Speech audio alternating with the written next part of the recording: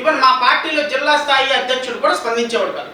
Because you are holding the honourable deputy chief minister post, I'm forced to clarify your remarks, I'm forced to counter your allegations.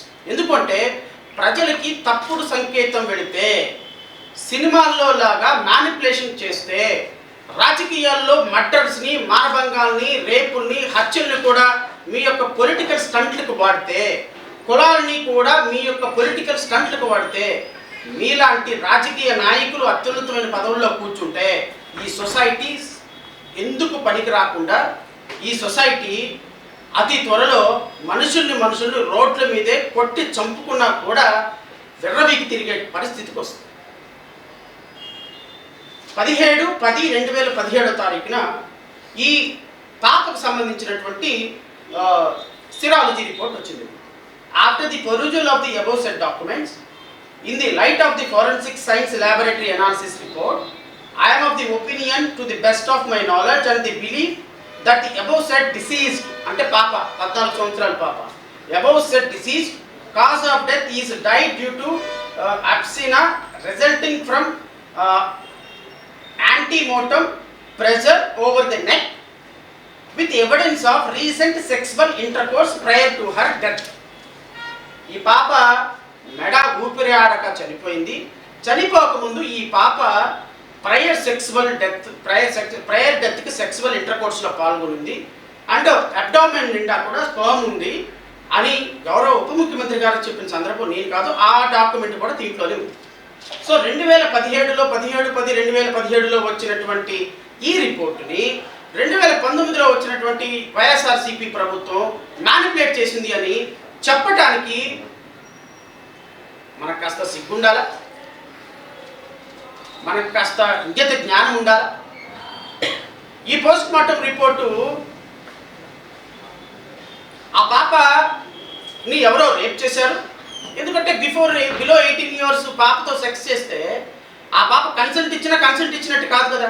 So కాబట్టి prior డెత్కి ఆ పాప ఇంటర్కోర్స్లో సెక్స్లో పాల్గొందని post mortem report చెప్పినప్పుడు, ఆ పాపను ఎవరో rape చేశారు అని చెప్పినప్పుడు ఈ రేప్ చేసిన వ్యక్తి ఎవరో ఫైండ్ అవుట్ చేయాల్సిన బాధ్యత ఉంటుంది కదా. ఈ రేప్ చేసినటువంటి వ్యక్తికి ఎవరైనా రేపొద్దున ఏం చేయాలి, రేపొద్దున ఎలా ఇతను పట్టుకోవాలి అని చెప్పాల్సిన బాధ్యత ఉంటుంది కదా. రేపు సిబిఐ ఎంక్వైరీ వేయాల్సింది దానికోసమే కదా. సిబిఐ వచ్చి పట్టుకోవాల్సిన నిందితులనే కదా.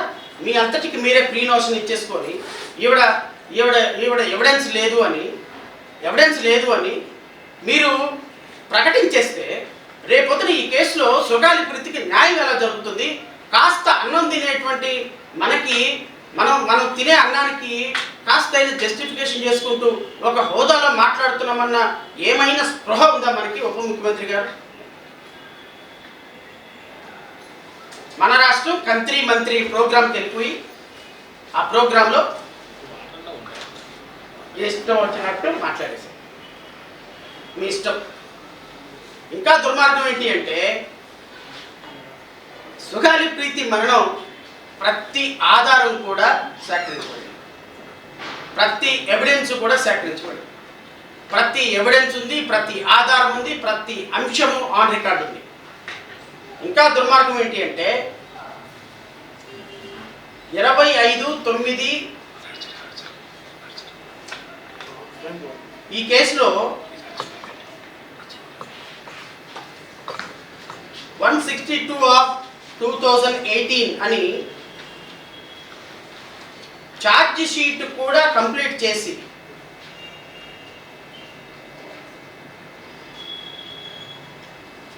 25/5/2018 అంటే